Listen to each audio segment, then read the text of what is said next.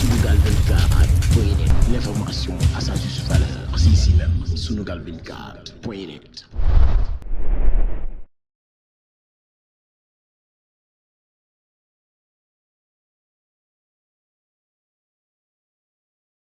Sunugal 24 dem fee nga xamante ne moo di paroisse bu Grand Yoff waxtaan ak ndaw ya fa nekk waaye itam waxtaan ak ñi nga xamante ne ñoom dañoo gëm ki nga xamante ne mooy Jésus Christ ba tax na ñu gën ñu yaatal li nga xamante ni mooy jeudi saint waaye itam ñu ngi ñuy leeralal li nga xamante ni moo di ngalax bi ndax amaana sax ñi ngi naan tradition la wala sax xewtal la waaye ñoom ña fa nekk ñu ngi ñuy xamal ngalax bi fu mu jugee ak lu ko tax a jóg. Alors ñi ngi fii ci église Saint-Paul bu Grand Yoff nuyu nañ la.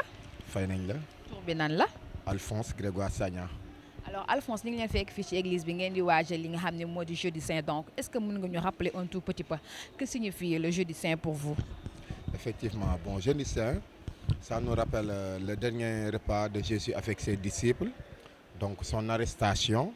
Ça nous rappelle aussi la Sainte Seine, lavement des pieds, parce que c'est le jeudi saint que Jésus donc s'est vraiment humilié en acceptant de s'abaisser, donc d'aller laver le pied de ses apôtres. Donc en général, kilifa dañ koy raxasal tànkam defal ko, mais moom il a préféré donc servir donc ses apôtres au lieu que ses apôtres le servent, donc il a préféré se rabaisser donc pour raxas seeni tànk. Aussi tamit ça nous rappelle c'est l'instauration de l'Eucharistie waaw. alors tey jii maa ngi gis yéen ngi takk ay bâche yéen a ngi waajal donc tey lan mooy am fii tey ci église bi. waaw bon tey y aura la messe à 18h30 donc comme lu mu wax moom mooy lavement des pieds donc ngoon je pense loolu la ñuy fêter loolu la ñuy xombal. waaw comme yeneen messe yi comme yeneen messe yi mais bi particularité bi mooy donc les prêtres vont se déplacer donc pour aller laver le pied des fidèles, donc parce que les prêtres ils sont à l'image de Jésus, donc c'est eux qui représentent Jésus, donc ils vont se déplacer, donc aller trouver les fidèles et laver leurs pieds. Et c'est à partir de cette nuit que commence la souffrance de Jésus, parce que Jésus a été arrêté donc le jeudi, donc après son dernier repas, et c'est dans la nuit du jeudi qu'a commencé donc sa souffrance am coonoom ci guddi boobu la commencé. est-ce que tey yéen bés bu neex la ci yéen wala tey bésum tiis la ci yéen. waaw du ñu wax ne bés bu tiis la bés bu neex la, parce que di fàttali que li ñu suñu borom defal déjà ndam la ci ñun, donc mun nañ ko ndamoo, waaye tamit comme tamit moom mooy guddi coono bi nga xam ne si guddi boobu lay dugg si coono tamit waaw xol yi certainement du neex, parce que li mu daj yëpp donc ci condition yi nga ko mun tekkee ak croix biñ ko yenn diis na trop. moo waaw du question gëm-gëm, parce que Jésus donc dafa nekk nit boo xam ne 100% Dieu la 100% homme, parce qu'il a été engendré non pas créé waaw, parce que xelum yàlla moo wàcc ci Mariama mu sell mi, donc mu juddu, donc loolaa tax mu nekk 100% Dieu 100% homme. yàlla moo ko dooleel may ko kàttan boobu ngir mbind mi la ñu bindoon ci téere yi sell yi donc mun àggale ko. non mënaguñ wax ne c'est la fête, parce que passion bi suba lañ koy daaj ci croix, donc parce que il a repos Yeesu dafa tëdd ñetti fan ci tombeau bala muy dekkale ko.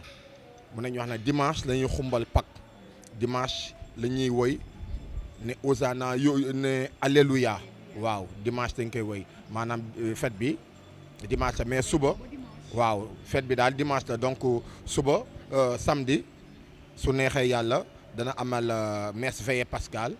si messe veillée pascale bi c'est la ñuy baptiser catéchumènes yi, ñeneen ñi def communion ak ñi nga xam ne dañu war a mottali seen sëy. waaw léegi dimanche nekk Pâques, dimanche nekkale ko Christa bi. alors dimanche nekk Pâques te Pâques sénégalais yi sax xam nañ ko même ñi nga xam ne duñu musulman sax donc yéen da ngeen ñuy faral di invité mais aussi dama gis ni yéen vendredi da ngeen di def ngalax donc d'où vient la ngalax. xam nga loolu tradition la depuis bu njëkk ba donc am na dëkk yoo xam ne mburu lañ ko daan def di ko séddale donc ñiy joxe le pain di joxe le pain léegi comme nag Afrique ñun fii au niveau du Sénégal ñun dañuy choisir na ngalax donc loolaa tax tradition bi bu njëkkale woon depuis mun nañu wax ci ay maam waaw ba génération bi ñëw te day continuer génération en génération te dafay continuer. François André Faye de la paroisse Saint-Paul de Grand-Yoff. En ce jour du jeudi saint, nous commémorons la Cène du Seigneur, c'est-à-dire le dernier repas du Seigneur avec les apôtres. C'est là-bas que le Seigneur a institué l'Eucharistie autour de ses apôtres et il a demandé à ce qu'on fasse mémoire de lui à chaque fois que nous célébrons l'Eucharistie. Et à travers cette Eucharistie aussi, il y a la scène du lavement des pieds. Le Seigneur donne un exemple à ses apôtres, l'exemple du service, de l'humilité. C'est pour cela qu'il a donné ce geste. Il a tenu à laver le pied de ses disciples, leur demandant de le faire aussi pour les uns et les autres. Donc c'est un grand jour pour toute la communauté chrétienne qui fait mémoire de la Cène du Seigneur, l'institution de l'Eucharistie et du lavement des pieds. En ce qui concerne le ngalax, c'est, disons, un aspect culturel qu'on a pu insérer. Et c'est une obligation. Pardon? C'est une obligation. Non, c'est pas une obligation, mais c'est juste une charité que les chrétiens voudraient partager avec les autres. C'est un partage qui se fait. Donc c'est une tradition culturelle que nous avons pu adopter. C'est toujours dans le cadre du partage. Donc l'événement c'est à partir de jeudi jusqu'à dimanche. Oui, c'est ce qu'on appelle le Triduum Pascal. Le Triduum Pascal. Donc il y a 3 jours marquants, donc à savoir le jeudi saint, le vendredi saint et le samedi saint avec la veille pascale. Le jeudi saint, comme je l'ai dit tout à l'heure, c'est la scène, lavement des pieds et l'institution de l'Eucharistie. Demain, déjà à partir de ce jeudi, la nuit de ce jour, le Seigneur entrera dans sa passion. Donc ça veut dire que dans la phase où il va suivre sa passion, la souffrance qui va le mener jusqu'à sa mort. Donc demain, nous ferons mémoire aussi de cette passion. Jésus qui va jusqu'au calvaire, donc c'est-à-dire là où il sera crucifié, là où il sera tué. Donc c'est un moment de douleur, un moment de peine pour tous les croyants.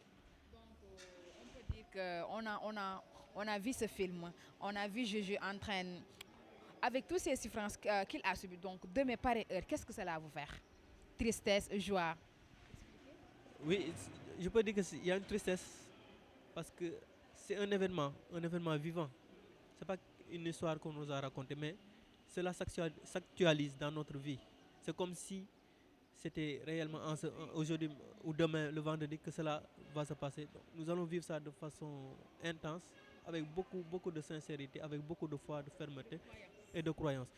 Donc le chrétien, à travers le jeûne et sa privation, va être en communion avec les souffrances du Christ. Maintenant, pour le samedi saint, il y aura la veille pascale, la nuit où nous célébrerons la grande résurrection du Christ, donc la nuit jusqu'au dimanche. Dimanche, c'est la grande fête de la résurrection de notre Seigneur Jésus-Christ. maa ngi leen di sant di leen gërëm ci tuuru suñu borom bi yal na leen yàlla ubbil wërsëg defal leen jàmm munoon ngeen ne du ngeen dugg ci jàngu bi te du ngeen ci yal na la yàlla defal loo bëgg ñun daal Marie laa tudd Reine Marie Malou waaw. alors Reine Marie tey ñu ñëw fi fekk la ci paroisse bi xam naa yaa ngi ci wàccaay bi nu ñu la gisee nii yaa ngi ci préparatif bi nga lax beeg yooyu mais mën nga ma ñëwaat ci un tout petit peu ci lan mooy jeudi saint. jeudi saint lan mooy jeudi saint parce que Jésus li tax mu nekk ci désert bi lu ko yóbbu ci désert bi ndax loolu bu amuloon bi ko Adam et Ève ne doomu aadama mu ne leen bu leen def looloo tax dee bi bëri ci àdduna ndax bañ ko weddee boobu la na Jésus bu demuloon ci croix adduna si day jaxasoo te adduna si bu jaxasoo nit ñi dañuy ëpp comme jën yi nu ñu mel ci géej bi waaw moo tax mu def dee waaye bu yëguloon ci croix bi ñun ci adduna si moom dañuy jaxasoo waaye ñun ñëpp benn lañu boo déggee ñu ne catholique bi ak jullit bi ñun laayeen yi la ñu gën a laal ndax ñooñu jour bu ñuy sellal Marie Jésus jour boobu ñoom dañuy def jour le 20 ñoom dañu ko sellal balaa ñun ñu koy def suba bu dee jour de Noël ñoom dañuy def seen veille bi te am na foo xam ne booy dem ci géej ba am na foo xam ne foofu la kii bi nekk boo xoolee ci di mbindam bi foofu moom Isa moom la ñu ne Isa laay kooku ci Jésus mooy Isa waaye ñun ñëpp benn boobu nga war a xam ne ñun wutewuñu ak ñoom ñun ñëpp benn lañu ak d'accord da nga wax bu am solo léegi muy laayeen yi amaane sax dañ naan benn bi la mais de comme li nga wax ci biir yi wax seen événement yi dafay faral di coïncider loolu est-ce que te tey jii nangu nga ko mais am na ñoo xam ne duñ ko nangu tey jii. man dama koy nangu parce que dama xam ne àdduna si moom benn yàlla la ñu am waaw boo ko gëmee boo ko weddi rek waroo ko weddi ndax ñun ñëpp benn la ñu dégg nga ndax da ngay jur sa doom fi mu toll mu dem màgg am gis ku ko bëgg te bokkul ci diineem bi mu dem sëy ak moom kooku nangul ko mu nekk ci diinam mbaa mu ne ko bul nekk ci sa diine bu la neexee war ngaa mën a dem topp sa royu jëkkër te gis góor koo xam ne day nekk musulman dugg ci ñun catholique nangul ñu nekk ci ñun te loolu moom dañ koy bañ naa loolu daganul dagana ñun ñëpp benn lépp yàllaa joxe misaan boobu yàllaa ko joxe doomu aadama mënoo koo bañ mënoo bañ sa doom dugg fu mu ko neex te ñun tey ñu ngi leen di gërëm parce que ñun ñu ngi sellal fête bi ñu ngi waajal fête bi fête bu mag la si ñun parce que fête bi mooy feetu baalu ax mooy fête boo xam ne boo wooree ba pare nga jéggaloo nga def loo xam ne war nga ko def mooy sarax si nga xam ne moom la Christ ñaan waaw si ngalax bi ngalax bi bëri na dépense moom parce que boo xalaatee tigadege bi rek moo yoree ngalax tigadege bi rek moo yore buy moom boobu moom aajuwul suukar si ñëw yu sew yi ñëw yoo fa war a dugal te booy def boo dikkee ay jullit comme yéen li ngeen di def jullit yi bu ñu reyee seen xar dañuy may ñu ñoo leen di ëppale yaa ngi comprendre mënoo leen may lu leen di doy waaye da nga leen di jox rek ñu sell nga woo xale yi ñu ñëw lekk muy sarax ñu ñaanal la ndax da ngaa woor sa koor ba mu jeex comme yéen ni ngeen di wooree léegi yéen tamit am na seen i mbokk yu commencé di def loolu dañuy def ngala ñuy def laa tabaski tamit ñu def laa loolu moom ñun kontaan nañu ci loolu waaw kontaan na marché yi ndugg yi seer na ndugg yi moom seer na buy moom seer na man ba may jënd sama buy man maa fii boo buggee siyo bu mag bi 20 000 la fii siyo ngalax bu mag siyo tigadege bi 20 000 la mais man dëkk kii jaww bi laa koy yónni 10 000 francs laa ko jënde fa préparé naa ko bu yàgg dama teel a jënd samay siyo 30 000 laay am sama 3 siyo am sama rak boo xam ne gendarme la mu ngi Bakel moo ma yónni ñaari saako suukar buy bi moom sama doom bu góor bi nekk kii Dagana di électricien la moo ma yónni saako bu ngalax bi moom man naa ko def sama lépp mët na ndax sama doomu góor ba may yónnee saako buy 30 000 lay jaar ma xam ne doom moom nawle la bés boo ko amee rek bul ko foyee bu màggee ñëpp lay njëriñ merci maa ngi leen di gërëm di leen sant di leen ñaanal rek waa kay yal na yàlla yokk rek amiin. alors Miss noo def. ça va Yvonne Mendy. ngay préparé li nga xam ne moo di ngalax donc instant bi fan ngeen toll ci préparation yi. marché laay dem nii damay dem jëndi tigadege ak dugub ak suukar yaa ma gën a xam li dem yëpp si ngalax moom laay dem jëndi.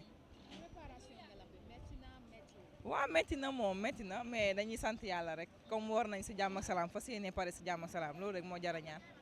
ñu gis ne instant bi à partir de tey jeudi ba dimanche yéen donc c'est la fête donc moment bi lan lay def ci yéen. moment bi moom joie rek dañoo kontaan rek parce que war nañ si jàmm ak salaam fas yéene si génn si jàmm ak salaam loolu rek lay moo jar a ñaan. waaw métti na mais yàlla baax na métti na daal c'est la fête.